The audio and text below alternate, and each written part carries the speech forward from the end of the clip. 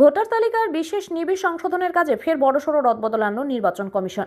নাগরিকত্বের প্রমাণ বা বয়স সংক্রান্ত নথিপত্র হিসেবে মাধ্যমিক বা দশম শ্রেণীর অ্যাডমিট কার্ড আর গ্রহণযোগ্য হবে না। বৃহস্পতিবার দিল্লি নির্বাচন কমিশন থেকে রাজ্যের মুখ্য নির্বাচন কমিশনার মনোজ আগরওয়ালকে চিঠি পাঠিয়ে স্পষ্ট জানিয়ে দেওয়া হয়েছে এই নির্দেশ। কমিশনের এই আকস্মিক ফতোয়া সাধারণ মানুষের ভোগান্তি ও বিভ্রান্তি দুই চূড়ান্ত পর্যায়ে পৌঁছবে বলে আশঙ্কা করা হচ্ছে। 2026 সালের নির্বাচনের আগে বাংলা সহ দেশের 12টি রাজ্যে চলছে ভোটার তালিকা সংশোধনের কাজ।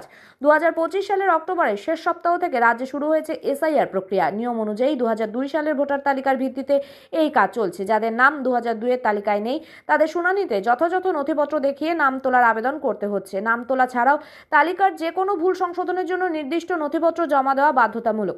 কমিশন প্রাথমিকভাবে নাম তোলার জন্য নির্দিষ্ট 13টি নথির উল্লেখ করেছিল, যার মধ্যে মাধ্যমিকের অ্যাডমিট কার্ডের উল্লেখ ছিল না। তবে এই নথিটি রাজ্যের অধিকাংশ মানুষের কাছে সহজলভ্য এবং বয়স বা পরিচিতির প্রমাণ হিসেবে অত্যন্ত গুরুত্বপূর্ণ হওয়ায় রাজ্য নির্বাচন কমিশনের তরফে এটিকে গ্রাহ্য করার জন্য আবেদন জানানো হয়েছিল। বিভিন্ন স্তর থেকে এই দাবি ওঠায় ধরে নেওয়া হয়েছিল যে মাধ্যমিকের অ্যাডমিট কার্ড গৃহীত হবে। সেই ইঙ্গিত পেয়ে ইতিপূর্বে শুনানিতে ডাক পাওয়া বহু মানুষ এবং বিএলওরা অ্যাডমিট কার্ড জমা নিয়েছিলেন, কিন্তু বৃহস্পতিবার দিল্লির নির্দেশে সাফ জানিয়ে দেওয়া হয়েছে এই নথি গ্রাহ্য নয়। এখানেই তৈরি হয়েছে বড় প্রশ্ন। এতদিন ধরে যারা অ্যাডমিট কার্ড জমা দিয়ে নিশ্চিত ছিলেন তাদের ভবিষ্যৎ কি হবে?